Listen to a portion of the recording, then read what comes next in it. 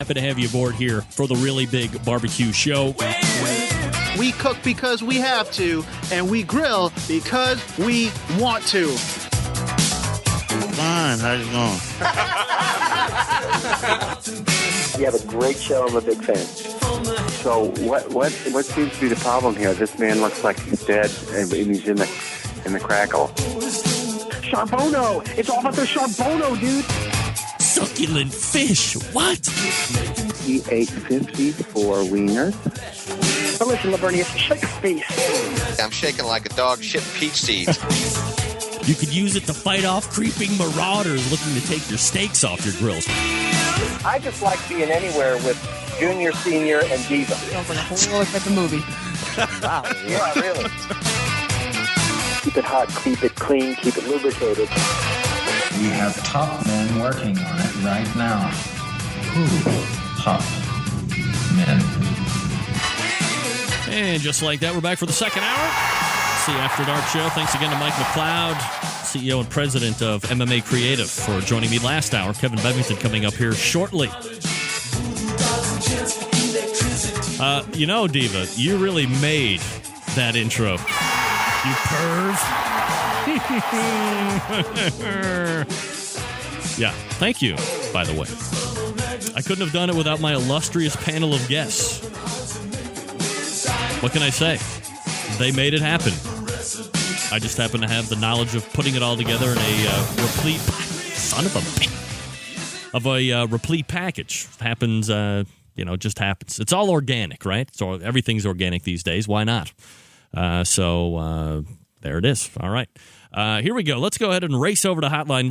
What do they say? How do they say it? Without any further ado. Let's race over to the hotline and bring up a guy who I haven't talked to in a long time, but always happy to talk some barbecue with my man, Kevin Bevington, homebbq.com pitmaster. Kevin, how are you?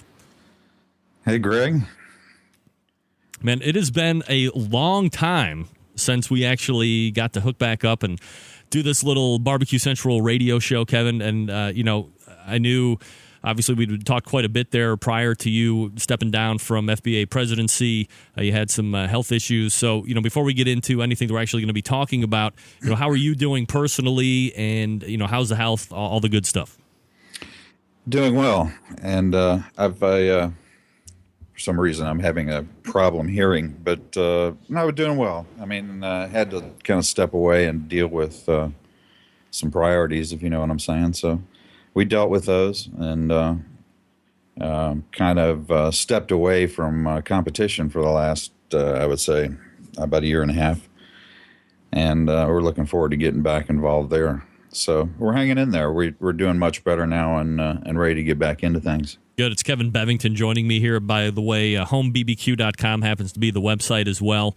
And, for anybody that had followed FBA and, quite frankly, KCBS until you were actually stepping away there to tend to your issues there personally, Kevin, you had won Team of the Year 4 or 5 years in a row, I believe. You were also president of FBA. But one year you was it top 5 or top 10 of KCBS in the same year that you won Team of the Year with FBA. So you were, one of those things. I remember asking you that question of, do you think it would be possible to win Team of the Year in both sanctioning bodies? As we kind of look back on that year that was really great, and you look to now and how things have evolved, do you think that's something that a team could still pull off?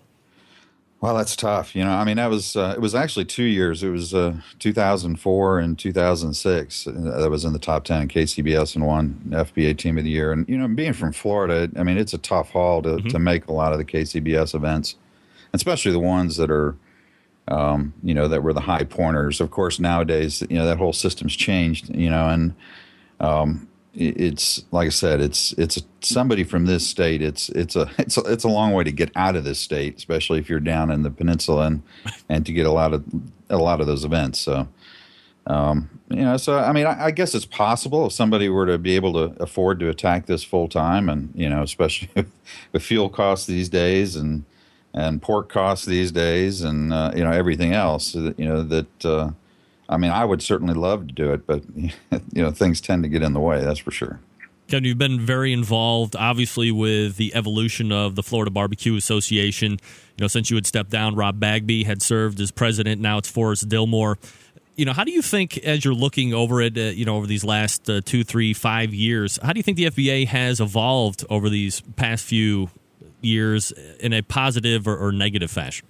Well, I mean, both Rub and Forrest are good friends of mine. I mean, and I think they're both great people, and they're both great people for that position. I mean, as Mike touched on, and that was great listening to Mike for a while there. I mean, we've been through the toughest recession, and the FBA, like KCBS, has grown as well, and it's in events and the teams in the events. I mean, I happened to finally get back to an event. I went to stopped by the Winter Haven contest a couple of weeks back.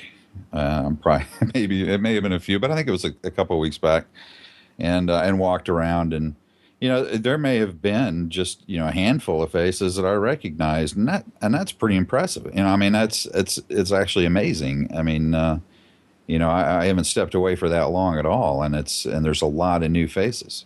So. I mean, it's pretty amazing, and it's obviously happened in KCBS as well, and I think it's going to continue to grow. I mean, obviously, it's shown that, and it's shown that that we're doing the right things. I mean, everybody in competition barbecue is doing the right things right now, and we need to keep pushing that direction. I mean, somebody mentioned infighting in KCBS, and it's a situation where Mike again hit that on the head. It's a lot of passion from a lot of people that very passionate about barbecue, and they should stay that way and just work through the problems. I mean, we had them when I was on the board with FBA, and it's just something you have. I mean, you're volunteers, you're taking your time, you're doing it the best you can, and your thoughts are there for the best of the organization. Kevin Bevington joining us here on the show. Kevin, when you were walking the grounds there at Winter Haven, did that competitive juice immediately start flowing? Were you looking for an extra cooker laying around and some ribs and brisket to throw on? Yes and no. I mean, it was tough walking around there and not actually having to get ready for a turn in. It was actually kind of tough, but it was also nice to see it from the other side for a change. I mean, that had been a long time, been many years. And, I needed a break. Clara needed a break. And we had, like I said, we had a lot of things we had to deal with. And, we're going to kind of, inch our way back into things. We signed up for the Sam's event here in Orlando. It's in August, I believe. And we're going to try to, sneak into a couple of contests before then, try to get ready for that. But, but we're going to try to, like I said, it was hard. I want to get back out there, and I'd love to get out there and compete. That's my nature. It's what I did for many years. So I can't wait till I can get back out there. Is there any plans to get into anything prior to August, just to get that? I don't want to say you're knocking the rust off, but do you think there's going to be some type of ramp-up time needed to get back into that old homebbq.com fashion? Oh, yeah. It is knocking the rust off. I mean, you got to be doing it and to stay on top. And but the answer to that is yes. I mean, whether it's people may see me, show up a time or two with somebody else or and definitely, Claire and I will be back out there at some point, with the homebbq.com banner, beforehand. And, but we're going to try to get our hand back in there at least 2 or 3 times before that event. And obviously we're going to be practicing as much as time allows, here at home. During the hiatus, Kevin, did you ringer at all for any teams? Did you kind of rock star in? And if so, how much does that cost a team to fly the likes of Kevin Bevington in to have him cook on a team? No, I mean, I was called a couple times and asked. I mean, and I don't know if it was to come in and do as you said, but as an invitation to get back out there. I didn't at the time. I was kind of afraid if I did at that point that I would lose focus on what I needed to get done. So, but like I said, I probably will do that. I mean, in fact, some of these FBA teams or KCBS, don't be surprised if you see me on somebody else's sideline or time or two here in the next few months. Yeah, I was going to say, I mean, you've been around competition barbecue for quite a while now. Do you know of people that get called in to participate in other people's teams on a weekend? Sure. I mean, it's there's a lot of teaming up that occurs from now and then. I mean, I don't know that it happens all the time, but I certainly see it and saw it, down here in Florida. Could we see the likes of, like Miami Heat has LeBron James and Dwayne Wade and Chris Bosh? Could we see like a Kevin Bevington and a Mike Wozniak and a Rod Gray team up for a team for a year? I think that'd be a great combination. Yeah, not for everybody else, though, I don't think. That'd be a great combination for me. Anyway, I mean, I would love to cook with Mike and Rod, but who wouldn't? Yeah, absolutely. Kevin Bevington joining us here on the show. HomeBBQ.com is his website. Kevin, rumor has, when you actually get to returning back into the circuit, you might be leaving the FE cookers at home. Is this something that is pure speculation? If so, and it's true, what would you be looking to cook on then? Well, it is true at this point. I mean, in fact, I'm trying to consider that. I mean, and there's wood issues right now, and there's especially in going out of state. So I wanted to go back to a stick burner and wanted to, kind of get at my roots there, which, I did a lot of winning in the beginning on a Lang 84. And that was, many years ago. And, we did very well with that. The problem was I didn't get much sleep, obviously, but I wouldn't mind getting back to that. The problem is I was a pure wood cooker at that point, and you can't haul. You got to be very. You can't haul wood now, I believe, over state lines, and that becomes an issue. So you got to really look at a charcoal cooker if I'm not going pellets. I still may remain pellets. We'll have to see. I know you had used the stick burner for quite a long time prior to switching over to those FE cookers. And I remember in one of our subsequent conversations, or one of our previous conversations, you had mentioned that, you used to run a hot fire, but you were still able to keep the true barbecue temperatures. And I guess for the noobs out there that might be looking to get in that stick burner, what does that exactly mean? Because it almost sounds like it's kind of contradicting itself. But what does running a hot fire but also being able to maintain those proper temperatures mean? Well, I mean, what that allowed me to do was use a wood like hickory and not have a lot of smoke, and not get a real over smoked flavor. I mean, I used straight hickory when I cooked with a Lang 84, and wow.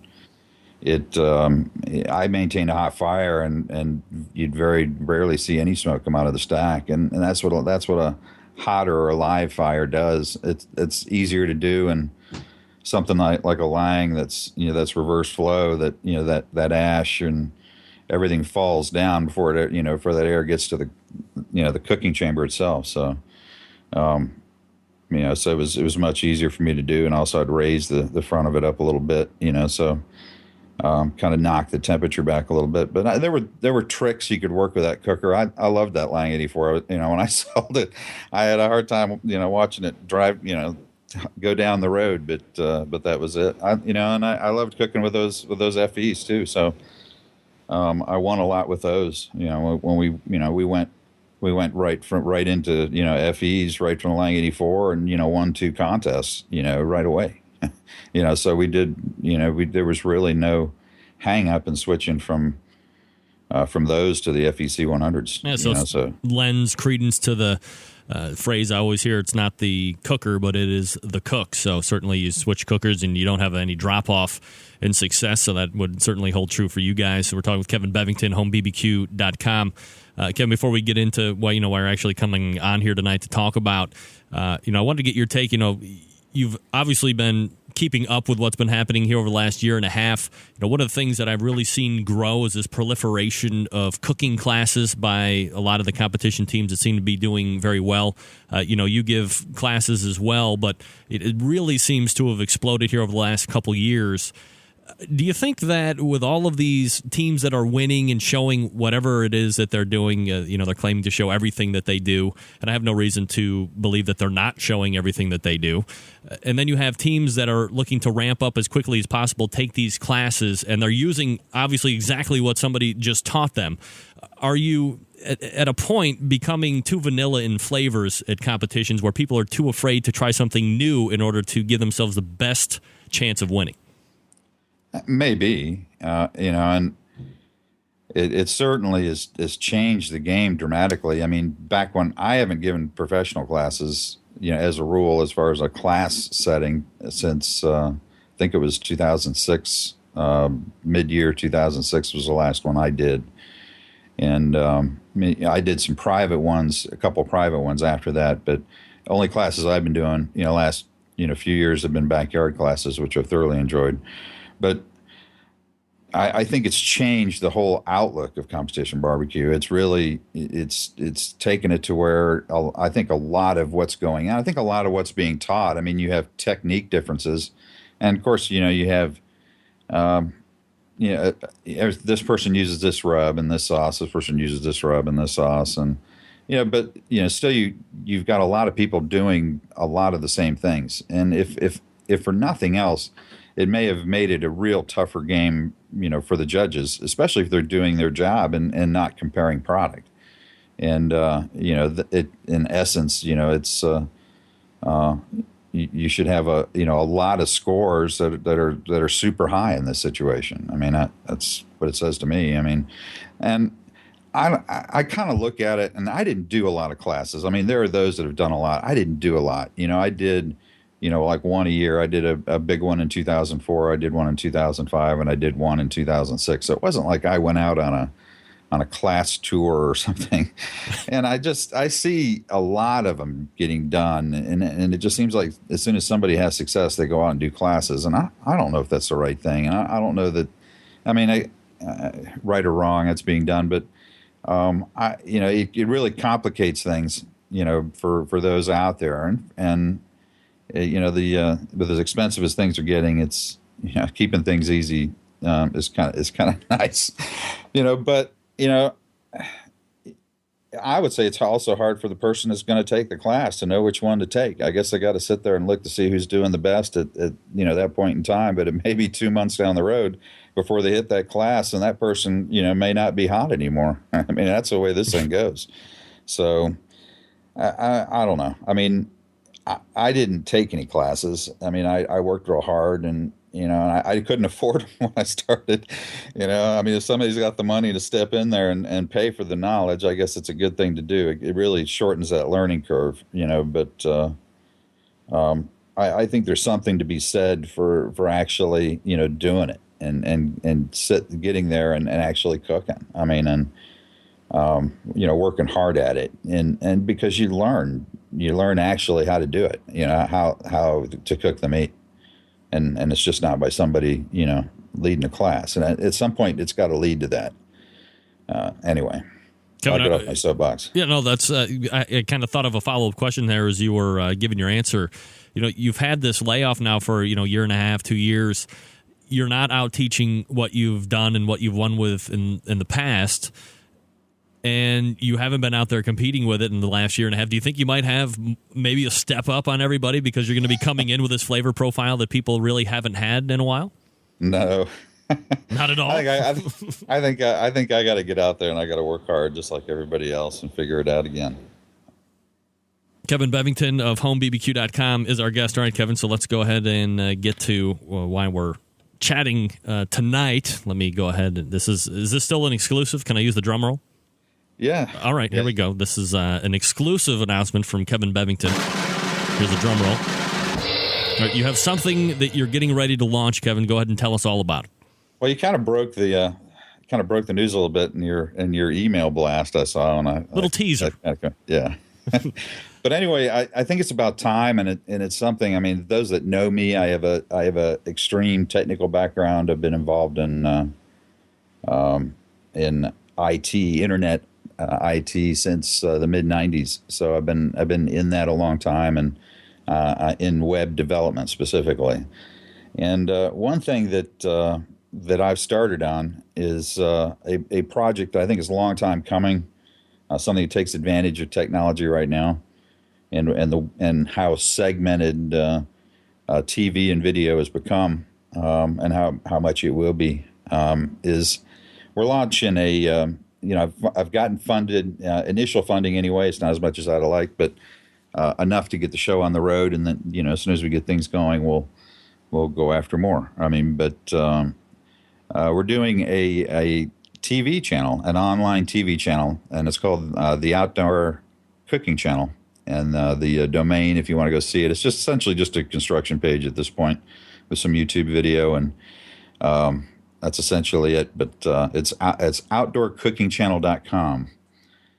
And right off the bat, I've been working on this actually a long time, and I've been talking to a lot of friends of mine about it, and they think I'm nuts and everything else. I just know technically what I can get accomplished, and I'd already put together a lot of the back end framework to it.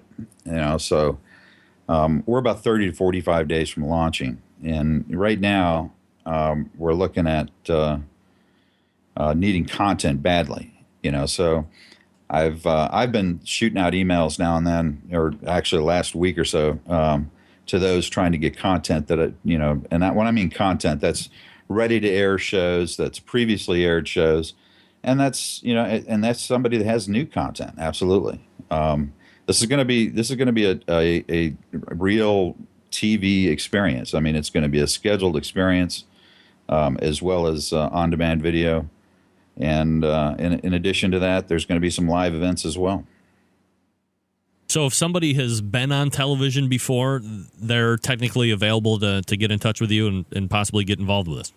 Oh, absolutely. If somebody's got some previously aired content, I mean, we've got 7 days a week, 24 hours a day to fill, and that's what we need to do. Obviously, we're going to be bringing in produced content. We're working on that, and but it takes time to get that done. And in the meantime, we need to fill airtime, and of course, I think the time has come, and I think those listening, and I think those that may hear a buzz about this, really, I think, hopefully, should kind of rally around it. I mean, I know I've been watching, cooking on TV for a long time, and the ones that are out there doing it now.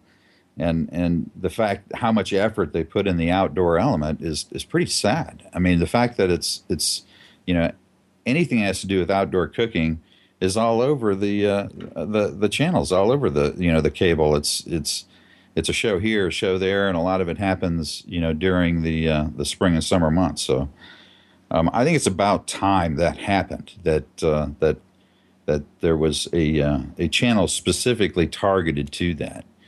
And one thing I want to say is that it's not just barbecue. I mean, there's barbecue, obviously. I mean, there's grilling, but it's Dutch oven cooking. It's anything that has to do with cooking outside. In fact, I've got some YouTube videos up there now on that construction page, but it kind of gives a good sense of the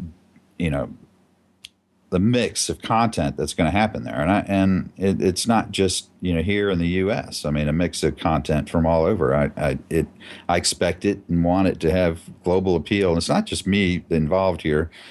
I mean, there's others involved, and I just can't mention some names at this point. But those names will come out in a little while. They're names that people have heard, but that are involved in this. But I'm kind of the one now that's really kind of driving this thing and putting it together. And obviously on the technical side of things, I'm the one that's putting it together. And from the content point of view, I've got a great understanding of what should be there. And that's, I'm enjoying the hell out of it right now. And my wife's about to kick me out the door because I'm working night and day on this thing. So, but I can't wait. It's something I think those that love to cook and will want to live on it night and day, because that's where I think I'll be. And you said you're 30 to 45 days out from actually launching it, and you said also that you had some funding. Do you have, or are you able to disclose who the funding source is right now? Is it somebody that's big and worthy? Well, I don't know about big and worthy, but certainly it's a name that people would know. I mean, but it's somebody I know that's helping seed the thing in the beginning here, and that's really kind of the important thing at this point. And is we're seeding it, and obviously where we'd like to take it is we'd like to take it into conventional distribution. And just let me kind of say in the beginning here, in 30 to 45 days, the goal is not only have it online, but also into Roku players, into Boxee, into several points of online distribution. So we're working on some apps for Apple devices, and we're working on trying to get this out in a huge way. I mean, it's not just a website. I want that to be clear. I mean, there's a lot going on here. So for those that want to, get involved in terms of sponsorship and so forth, there's going to be a lot of exposure here. I mean, the entire goal is going to be to exploit it and to get it into as many distribution points online as we possibly can. And the website, again, is outdoorcookingchannel.com. And we're talking with Kevin Bevington. He's pitmaster of homebbq.com, if you didn't know. All right, so, Kevin, obviously there's going to be – the concept is obviously great. There seems to be a very large appetite for – well, no pun intended, but large appetite for barbecue and grilling, outdoor cooking in general. As you said, you kind of see it spotted in places. But to have a channel dedicated all this stuff in one place certainly sounds like a great idea. So if you get it off the ground and everything seems to be going fine, I mean, like how are you going to begin to approach other channels, or how would you begin to approach to get this on like an AT&T Uverse or DirecTV or a Time Warner Cable, something like that? Well, I mean, it's in the plans. I mean, it's obviously there's a lot to do before it gets to that point, and the whole idea and the whole opportunity. And if those have been keeping up with this, FCC has really kind of been standoffish on the internet.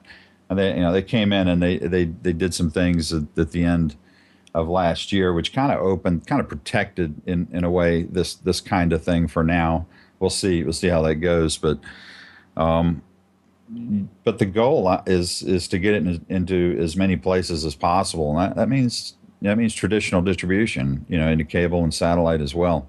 But obviously we've got to get it to a point, to where we can package that, bring in more rounds of funding to be able to support that. I mean, that's an expensive endeavor at that point, but we hope to have legs. We hope to have, a very viable product at that point. That's obviously the goal. So is the majority of the program that you're going to have on here something that is pre-recorded and then sent down to you either through disc or through download and then put up on the station to play? Well, it's going to look like a true TV experience. I mean, there's going to be a lot of produced content, mm-hmm. But it's going to have a live feel to it, to where the whole plan is, and also interactive. I mean, there'll be some interactive, a lot of interactive features as well, and to have that interactiveness, everybody's got to be seeing the same thing at the same time. So it's going to have a true TV appeal, and for those that like video on demand, it's going to have that as well. I mean. But there's also going to be live event opportunities and pay-per-view opportunities for those that love to give classes. So there's that opportunity as well. So I mean it's right now we're actually very on the development end of it, actually pretty far along, and I really have been trying real hard to get people involved. So it's not just me. Because. I'm a developer. I know how to sell rub, but to run this kind of business, I need help. I'm not. I don't plan on running this kind of business by myself. That's for sure. I mean, I know how to do the outdoor thing. I've been doing that, all my life. But and like I said, I know how to develop, and I've got a halfway decent business mind, but. I need people better than me involved too, and I've got somebody better than me involved in that end as well. Right now, and obviously there's opportunities there for those that still want to get involved as well. But we're at a launching point. Like I said, we're 30 to 45 days away. And I hope there's some excitement around it. I'm excited, and I'm contacting people every day trying to get content, and I'm going to ask favors to everybody listening. I mean, if you know some people that have some content ready to air, show ideas, anything, please stop by there. I've got a form on that website. Please stop by there and submit it to us, and we'd love to take a look at it. And I don't know if anything is too off base at this point. Well, let me pitch you this idea. I was just kind of thinking about this as you were talking. Let's say, I don't know, Tuesday night, somewhere around 9 o'clock, a radio show also makes it to television. Yeah, baby. It'd be like Howard Stern or Imus, right? I mean, yeah, there you go. Who doesn't want to see me on the television besides nobody? So I think that would be. I'll make sure I head over. I think you're entertaining. When you started on the Ustream, I had to jump on here. I mean, seeing you with a do-rag. I mean, give me a break. Yeah, I mean, who wouldn't tune in for that? So yeah, I'm going to head over to the outdoorcookingchannel.com and make sure that I submit that idea so I can get full credit for that. We're talking with KevinBevington.com and talking about the launch. Obviously, there's a lot of passion and enthusiasm in your voice, Kevin, when talking about this. So, where do you hope to be in, let's say, 2 or 3 years from now with this project? And I know it's kind of a big picture, kind of a crappy question, but considering as much as you've put in already, where would you like to see it go? What would you determine this being a success? Well, I mean, if things keep going like they are and TV getting as segmented as it is, I mean, they're having a hard time filling advertisers on traditional TV right now. And they're also having a hard time, of course everybody is, but that has a lot to do with conventional audiences moving online. So I think the true value is in the niche. I think that's where the true value is. And obviously, everybody listening to you knows that, we've got a niche here. We've got something that, we don't just, jump out on a weekend once in a while and cook. I mean, we eat, sleep, and breathe this stuff. And I think that's those kind of ventures or TV channels or whatever. I think those are the ones that are really going to hang in there. I mean, they're ones that cater to those niches. And that's exactly where we fit. And I see 2 to 3 years, I'm hoping that we've actually accomplished at least getting to the point where we're ready to move into traditional distribution. I mean, that's where I see it. I mean, I think up until that point, I mean, obviously, funding has a lot to do and how successful we get. I mean, but that's the goal. I mean, that's the goal at this point. Kevin Bevington joining us here on the show. Kevin, before I let you go, want to address the whole other side of this whole thing, which is the sauce and the rub business, all that good stuff. I mean, you're still cranking it out there. Anything new to the products portfolio that you want to let us know about? No, nothing new at this point. We still have the same stuff, and I hope to continue that. I mean, obviously, in as much as possible, I'm getting hassled by a lot of people because we're out of sauce, but we'll try to get that in as soon as possible for those that that want it. I mean, that's a huge investment, and we've kind of been doing other things as we've just been talking about. So, but we still have the rubs. I still sell quite a bit. It's a lot of competitors, and I hope that continues. And I put a plug in there for those that haven't used it. You may end up with something that works pretty good for you. Yeah, so I've heard. So look, if you're somebody out there that has been on the television with your outdoor cooking content, it's all ready to go. Again, the website that Kevin and I have been talking about here for the last 20 minutes, outdoorcookingchannel.com. It's outdoorcookingchannel.com. Go ahead, fill out that submission form, and Kevin or somebody else will be back in touch with you. And, of course, you can always find out more about Kevin at homebbq.com. Kevin, obviously I wish you tremendous success with the whole television venture, and as you get back there on the competition trail as well. And, of course, always appreciate the time to give to the show. Thanks for doing it. Thanks for asking me on, Greg. I appreciate it. All right. Definitely. Good to talk to you. You too. Take care. Okay, there he is.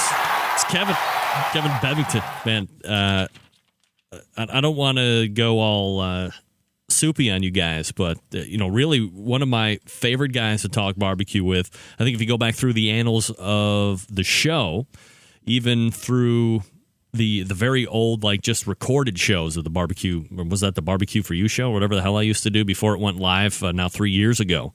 Kevin came on not all the time, but he was definitely a guest that recurred, and somebody that was really one of the most successful teams out there. And I don't want to hear about, it wasn't KCBS and it was FBA. Well, yeah, of course it was. It was actually both. And as he said, for 2 years, he had a very good shot, or he had a very good look at actually winning both. I think if he would have lived in Georgia or Alabama or whatever, he probably could have done better. Well, maybe not, because it would have been farther to go in Florida. I don't know.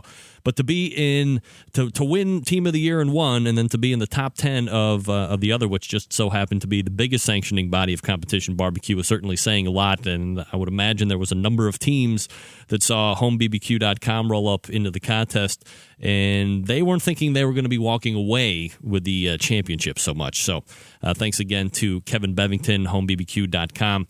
And again, the website for the cooking channel that he was talking about, outdoorcookingchannel.com. Look, all you people out there that have been ready and dying at the bit to get your face on television just waiting for your big break, this could be it. Can you actually construct sentences? Can you hit timed segments? Can you get through a rib cook without 20 minutes of crap spewing out of your mouth? I doubt it. But if you think that you can, then this is your big break. Go ahead and put your name in on the submission form and see what you can come up with. This could be it. You could be the next barbecue with Bobby Flay, right? I mean, that would be the best thing ever. All right, that's it. Thanks again to my guests tonight as we wrap the show. Mike McLeod joined me last hour for 2 segments talking about how they partnered with a bunch of great companies and making a lot of points chases and other such revelry in the KCBS come to life. Also about the inner workings as his view of the KCBS and how it operates. And then I was just talking with Kevin Bevington of homebbq.com. The new outdoorcookingchannel.com website is up. As he said, a construction page, but they're going to be growing and hoping to launch in 30 to 45 days from now. So good luck to Kevin with that. And again, if you're interested in getting on the television, this could be your break. Forget Barbecue Pitmasters. Bullshit. Try this one. This is where barbecue, grilling, and all outdoor live fire cooking shows will come to play. Mark my words. Big show again lined up next week. I'll be wearing my do-rag, will you? Until next Tuesday at 9 p.m. Eastern Standard Time, this is your program host and proud U.S. American, Greg Rempe. Good night now.